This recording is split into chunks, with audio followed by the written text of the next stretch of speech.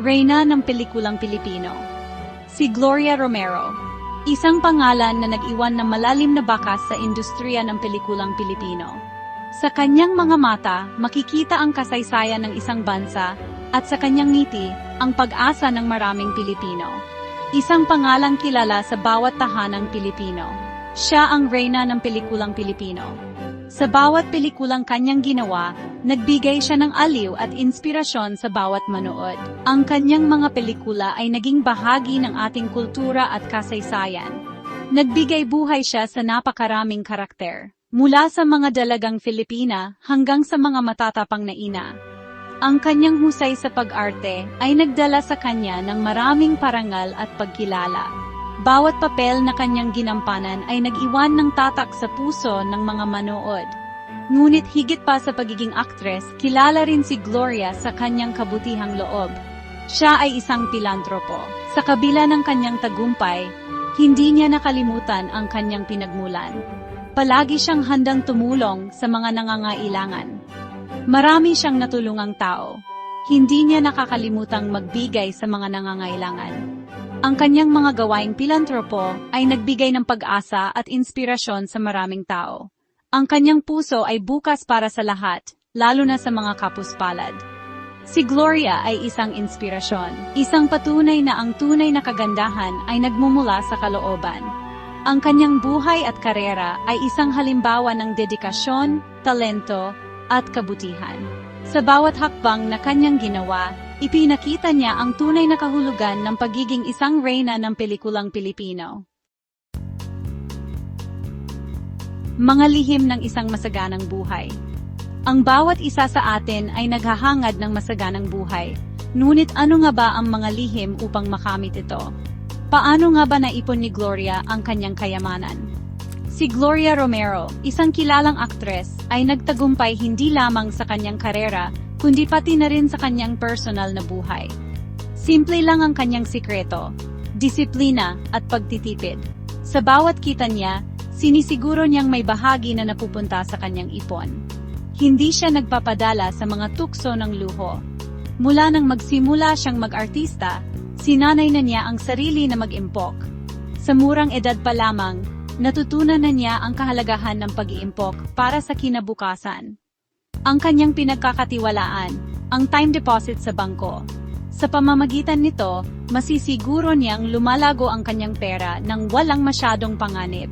Taon-taon, lumalago ang kanyang ipon. Ito ang kanyang seguridad sa hinaharap. Ang bawat sentimo na kanyang iniimpok ay nagiging pundasyon ng kanyang masaganang buhay. Hindi siya mahilig sa luho. Masaya na siya sa simpleng pamumuhay. Ang kasiyahan niya ay nagmumula sa mga simpleng bagay tulad ng pagbabasa, paghahalaman at pagtangkilik sa mga simpleng pagkain. Ang kanyang kasiyahan ay nagmumula sa pagtulong sa iba. Sa bawat pagkakataon, sinisiguro niyang nakakatulong siya sa kanyang komunidad at sa mga nangangailangan. At sa pagbibigay ng saya sa mga manonood. Ang kanyang tagumpay ay hindi lamang nasusukat sa dami ng kanyang kayamanan, kundi sa dami ng mga taong napapasaya niya. Ang bahay na puno ng alaala. Isa lang ang bahay ni Gloria. Isang malaki at lumang bahay. Napanatili niya ito sa mahabang panahon.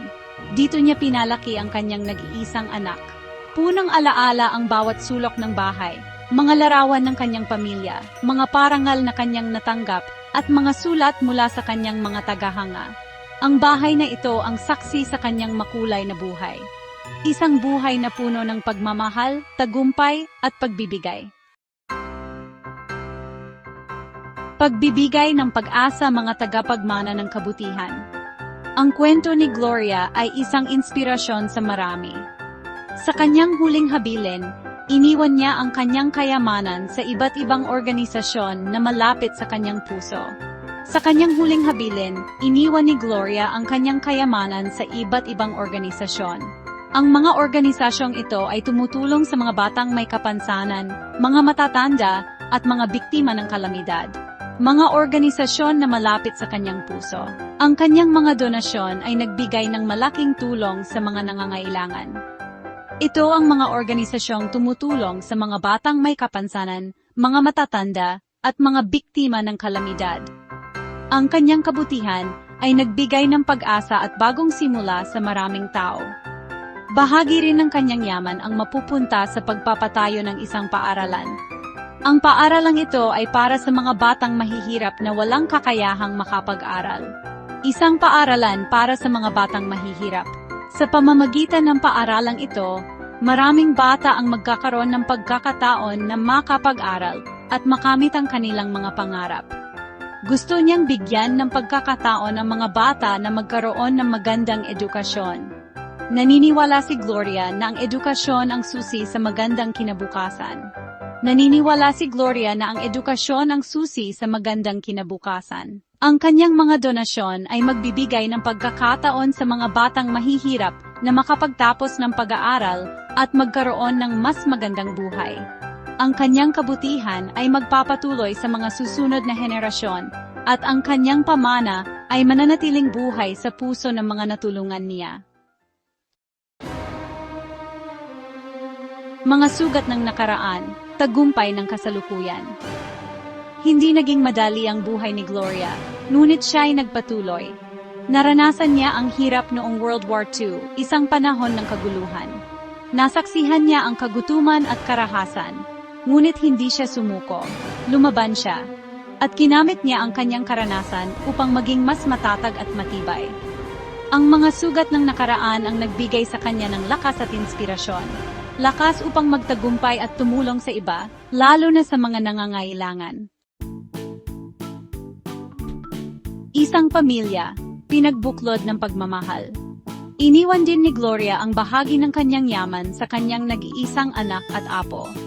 Bagamat hindi malaki ang kanyang iniwan, alam niyang sapat na ito. Mas mahalaga para kay Gloria ang mga aral na kanyang naibahagi sa kanyang pamilya. Ang kahalagahan ng pagmamahal, pagsisikap at pagbibigay sa kapwa. Ito ang mga aral na mananatili sa kanila magpakailanman. Ang alamat ni Gloria, maningning magpakailanman. Sa pagpanaw ni Gloria Romero, naiwan niya ang isang pamana na hindi malilimutan. Isang pamanang kagalingan sa pag-arte na nagbigay ng inspirasyon sa marami, kabutihang loob, at inspirasyon sa bawat Pilipino, lalo na sa mga kabataan. Siya ay mananatiling isang alamat sa puso ng lahat. Isang bituin na patuloy na magbibigay liwanag sa puso ng bawat isa, magpakailanman. Ang kanyang kwento ay patuloy na magbibigay inspirasyon. Isang kwento ng pag-asa, tagumpay at pagmamahal na walang hanggan. Isang hamon sa bagong henerasyon. Ang buhay ni Gloria Romero ay isang hamon sa atin. Isang hamon na mamuhay ng may kabuluhan, na gamitin ang ating mga talento upang makatulong sa iba. Naway ang kanyang kwento ay mag-udyok sa atin, upang maging mas mabuting tao.